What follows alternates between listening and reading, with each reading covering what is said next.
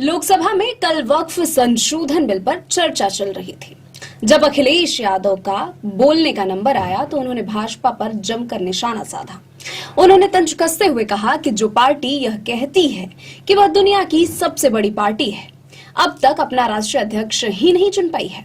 अखिलेश का इतना कहना हुआ कि केंद्रीय गृह मंत्री अमित शाह अपनी सीट पर खड़े हो गए और अखिलेश पर पलटवार करते हुए कहा कि मैं कह देता हूं कि आप अगले 25 साल तक अपनी पार्टी के अध्यक्ष हो और कोई अध्यक्ष नहीं बन सकता है। इस पर अखिलेश यादव ने मुस्कुराते हुए दोनों हाथ जोड़ लिए। इस पर अखिलेश के पीछे बैठी उनकी सांसद पत्नी डिंपल यादव भी मुस्कुराए बिना नहीं रह सकी। यादव ने लोकसभा में कहा कि अपनी नाकामी पर पर्दा डालने के लिए सरकार वक्फ विधेयक लाई और यह सत्तारूढ़ भाजपा का सियासी हट है तथा उसकी सांप्रदायिक राजनीति का एक नया रूप है। अखिलेश ने नोटबंदी के केंद्र के फैसले पर तंज कसते हुए कहा कि बहुत तैयारी के साथ आए थे, फैसला लिया था कि आधी रात के बाद नोट ही नहीं चलेंगे, लेकिन अभी भी कितनी जगह से कितना रुपया निकल रहा है।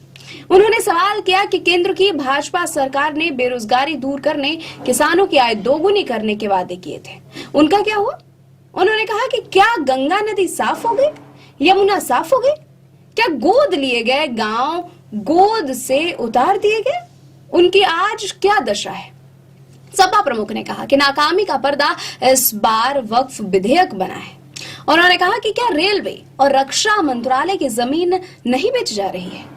यादव ने कहा कि वक्फ की जमीन से बड़ा मुद्दा वह जमीन है जिस पर चीन ने अपने गांव बसा लिए हैं, लेकिन कोई भी इस बाहरी खतरे पर सवाल बवाल न करे, इसलिए यह विधेयक लाया गया।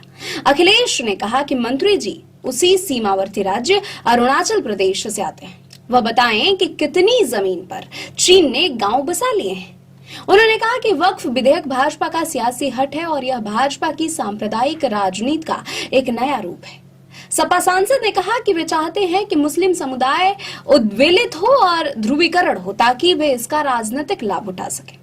सपा सांसद ने दावा किया कि भाजपा मुसलमान भाइयों की जमीन चिन्हित करने की कोशिश कर रही है ताकि महाकुंभ में मरने वाले या खो गए लोगों पर पर्दा पड़ जाए।